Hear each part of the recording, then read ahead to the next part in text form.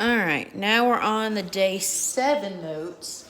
Some of this did not come out whenever I created some equations on there, and for some reason it did come out. It came out fine on the classwork, but on the actual notes it didn't type everything out.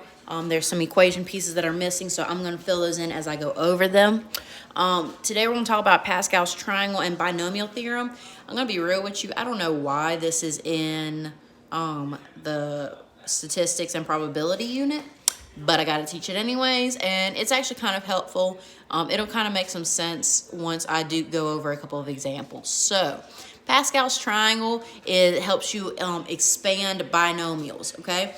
But first, what Pascal's triangle is, it starts with 1, and then it goes down. These ones expand out again, and then what happens is you're gonna, every time you have a number that combines, like these two right here are gonna create a triangle, you add those two together. So this whole thing just continues staying 1 all the way down on both sides, okay? And what happens is 1 plus 1 obviously is 2, and then 1 plus 2 is 3, 2 plus 1 is 3, 1 plus 3 is 4, 3 plus 3 is 6, 3 plus 1 is 4, and then 1 plus 4 is 5, 4 plus 6 is 10, 6 plus 4 is 10, and then 4 plus 1 is 5. And it just keeps on going. You can constantly keep on going down and creating more and more rows, and it's just going to keep going in that pattern. All these numbers in between are just going to keep adding to each other. So the next row would be like 6, 15, 20, 15, and 1. And notice they kind of go in like a symmetric way. So you have 1, 2, 1, 1, 3, 3, 1, and it keeps on going. Whatever's on this side is going to be the same on that side, excluding like whatever number's in the middle if you have an odd number. And what this is these numbers are coefficients to our binomials. So like for example, x plus y to the 0 power, okay? That just becomes 1 because anything to the 0 power is 1, okay? And then x plus y to the first, okay? What happens is our exponents for x, they decrease. And we start with our largest exponent. Decrease. Start with exponent. And then you go all the way to 0, okay? Now with y, it increases. Okay? You start with 0 and then go to the exponent. So what I mean by that is with here, my x, I'm going to start with x to the first, x to the 0, because I start with 1 and go down, so that decreases. Now with my y's, I increase, so I start with y to the 0 and go up to y to the first. Okay? Now, the simplified version of that would be 1 you don't have to write in the front, and then x to the first you don't have to write. So that would be just x plus, and then these y's, anything to the 0 power goes away, so you ignore it. Again, x to the 0 we ignore, and then plus y. So that is my simplified answer to that. So x plus y to the first will just be x plus y. Now, of course, that makes sense, but then it gets easier. This helps us more when we get into larger exponents. So like x plus y squared, okay? So we start with x to the second, x to the first, and then x to the 0, all right? Then that becomes y to the 0, y to the first, and y to the second. And notice my largest exponent is 2, so I start and stop with these 2, so I know I'm doing that right, okay? Again, you don't have to write the 1 in front, and y to the 0 basically goes away, so that just becomes x squared plus 2xy, because again, you don't have to write the exponent of 1. Again, you don't have to write the 1 or the x to the 0, so that just becomes y squared. So x plus y squared is just x squared plus 2x plus y squared. So that's completely expanded out for you. Okay? So then let's try x plus y to the third. Okay? So that'll be, start out with x to the third, And then we go down, x squared, x to the first, x to the 0. And then with our y's, again, we start at 0, so y to the 0 and go up. Y to the first, y to the second, y to the third. Okay? So then we just start simplifying. So again, that'll just become x cubed, because we don't have to write either one of these two. Okay? 3x squared y plus 3xy squared. And again, you don't have to write either the 1 or the x to 0, so that just becomes plus y to the third.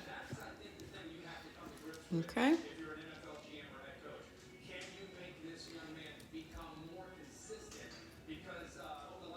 So then again, with x plus y to the fourth, we start with our x's, so x to the fourth, x to the third, x squared, x to the first, and then x to the 0. And then y to the 0, y to the first, y to the second, y to the third, and y to the fourth. Okay? And again, you don't have to write the 1 or the y to the 0, so that becomes x to the fourth plus 4x cubed y plus 6x squared y squared. I'm running out of space here.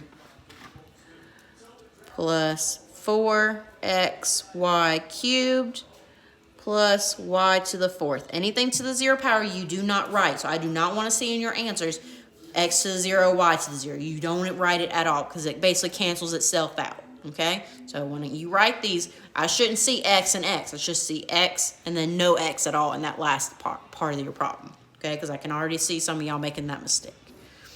All right? And then the last one, x plus y to the fifth. And again, you could keep on going on forever and ever and ever, but I'm just going to stop at 5 rows. Okay? So that's going to become x to the fifth, x to the fourth, x to the third, x squared, x to the first, and then x to the 0. And then y to the 0, y to the first, y to the second, y to the third, y to the 0, 1, 2, 3. Am I missing? Oh, I started too late. 0, 1, 2, 3, 4, 5. There we go. I started over here when I was supposed to start over here. All right. So again, we do not write anything to the 0 power, so that just becomes x to the fifth plus 5x to the fourth y. And again, if it's got a 1 exponent, you do write the y. You just don't have to write the y to the first period exponent. Plus 10x cubed y squared plus 10x squared y cubed plus 5xy to the fourth plus y to the fifth. Again, you don't write the x to the 0. So this is the simplified version when you expand that all the way out. Okay? So this kind of is a way that you could have also used back when you were in Math 2 and Math 3 with expanding binomials and that type of deal as well. Okay? So I'm going to flip over to the next page. And again, I'm just going to, this is the same thing as your Pascal's triangle. It just has the numbers instead of the whole thing written out for you. Because we're going to do some examples where it's not just x and y. It's going to be different numbers and different letters. So we want to expand x plus 3 to the fourth. Again, this should have been written on your paper, but the computer didn't save my equations that I had typed out. So x plus 3 to the fourth. So here's where it's a little different. Notice I have a 3 instead of a y, so that's going to change our problem a little bit, okay? So what happens here is we're going to go to the fourth row because we're talking about to the fourth power. Okay, so our coefficients we know are going to be 1, 4, 6, 4, 1. And I'm writing these out expanded for a reason, so make sure you do that too. All right? Now, we said that our x's start out big and get smaller, so that becomes x to the fourth, x to the third, x squared, x to the first, x to the 0. And then y, which in this case is 3, starts out small and goes bigger. So that becomes times 3 to the 0, times 3 to the first, times 3 to the second, times 3 to the third, times 3 to the fourth. So that changes now because 3 we can turn into something. Okay, here we don't have to write the 1, and anything to the 0 power you don't write. So that becomes x to the fourth. Okay, 3 to the first is equal to 3. So what you do there is you take that 4 and that 3, and you're going to multiply those together. So that becomes plus 12x cubed. All right, and 3 squared is 9. So again, you're going to multiply those two numbers, the number in front and then the 3 squared together. So 9 times 6 is 54. So that becomes 54x squared. The x does not change here, just the number out front. All right, 3 to the third is 27. So 27 times 4 gives you 108. So that becomes plus 108 x to the first, or just x. And then again, you don't write the x to the 0 or the 1, so that's just 3 to the fourth. And 3 to the fourth power is 81. So that just becomes plus 81 at the end. And that's your final answer there. Okay? So then the next example, we're going to make it just a little bit harder. It's going to become x minus 2y to the fifth power. Okay? X minus 2y to the fifth power. And so again, we're talking about to the fifth power, so we're going to use our fifth row. All right, so that becomes 1, 5, 10, 10, 5, 1. And again, expand your numbers out because you're going to need the space to write that out. All right, so again, our x's start with x to the fifth and get smaller. So x to the fifth, x to the fourth, x to the third, x squared, x to the first, and then x to the 0. Now this is different because this time I have a minus 2y. So what we're going to do is we're going to put that negative 2y to the 0 power all in parentheses. Negative 2y to the first, negative 2y to the second, negative 2y to the third, negative 2y to the fourth, and then negative 2y to the fifth. Okay? And what happens here is, again, your zeros cancel out, anything to the 0 power. So everything in that parentheses cancels out. So that just becomes x to the fifth. All right? So now here I've got 5x to the fourth minus 2y. Okay? So this becomes, or times negative 2y, sorry. That becomes 5x to the fourth times negative 2 times y to the first, okay? Basically, you expand it and turn the 1 as exponents to both of those. And you're going to multiply this 5 and negative 2. So that becomes x to the fifth minus 10, because 5 times negative 2 is 10. X to the fourth, y, because y to the first is just y. All right, so let's do that again with the next one. We've got 10x cubed. Negative 2 squared is 4, so times 4y squared. 4y squared. So again, we're going to multiply those two numbers together to give me plus 40x cubed y squared. Okay?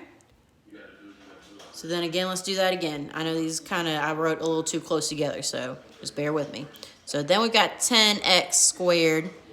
Negative 2 to the third is negative 8. And make sure when you're typing these in your calculator, especially if it's negative, put that in parentheses. Negative 2 to the third gives me negative 8. So that's times negative 8y to the third. Okay? And so 10 times negative 8 is negative 80x squared y to the third. All right? So then the next one, we've got 5x to the first, and then negative 2 to the fourth. So we put parentheses, negative 2 to the fourth gives me positive 16. So times 16y to the fourth power. And 5 times 16 gives me 80. So that becomes plus 80 xy to the fourth. And then finally, our last one, the x to the 0, again, you don't ever write, and we don't have to write the 1, so we leave that. So that leaves me with negative 2y to the 5th. So negative 2 to the 5th power gives me negative 32y to the 5th. So negative 32y to the 5th. So that's the most complicated it's going to be. You just have to make sure to, whatever's in parentheses, all of that gets the exponent. So that gets an exponent of 1, y gets an exponent of 1. The 2 gets an exponent of 2, so that's what became 4, and then y squared. All right, so that is how to expand the whole entire thing. Now, say it just asks you for one term or one coefficient, and we don't want everything there, all right? So that's when we have our binomial theorem, and this looks a lot more complicated than it is. Basically, you don't even look at that part. You just look at here, okay? Now, what's important here is the n value is your largest exponent, the exponent right here. And then your r value is one less than the coefficient you're looking for.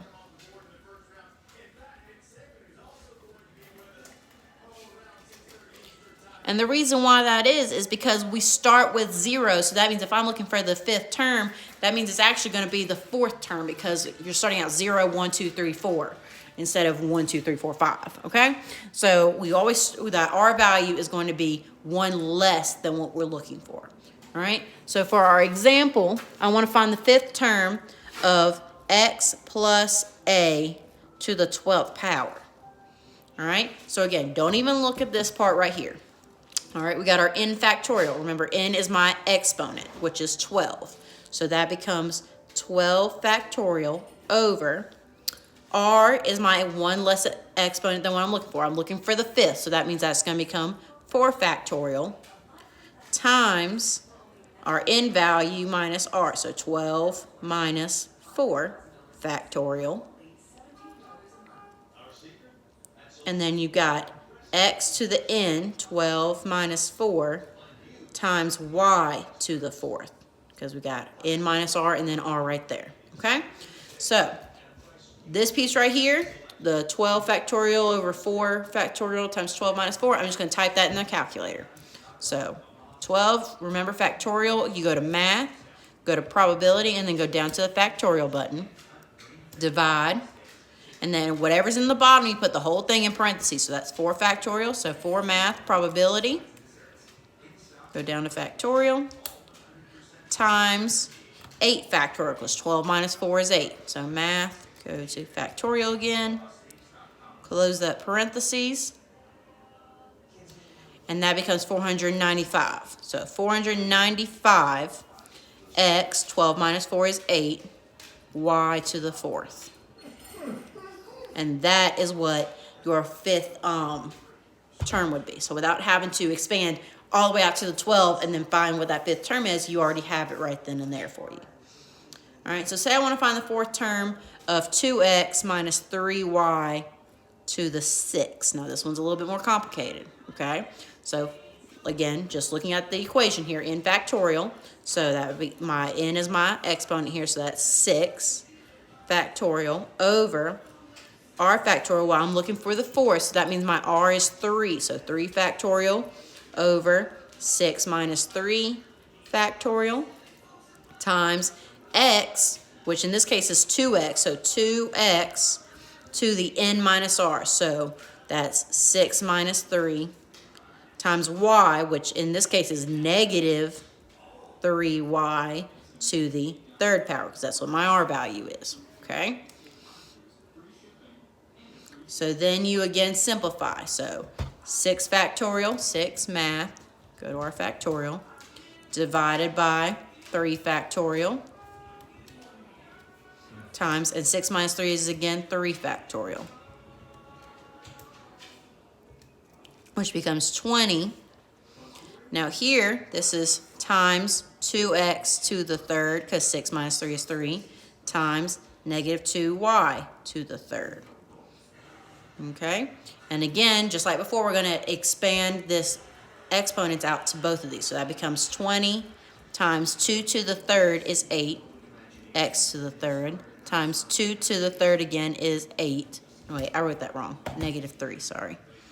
Negative 3 to the third should be negative 27. Yep, times negative 27 y to the third. Okay? And all you got to do there is multiply all those numbers across. So 20 times 8 times negative 27 gives me negative 4,320 x cubed y cubed. And there you go. Okay, so it's just a bunch of simplifying going on. You just take it piece by piece. So you take this piece, then you take the x's, and then you take the y.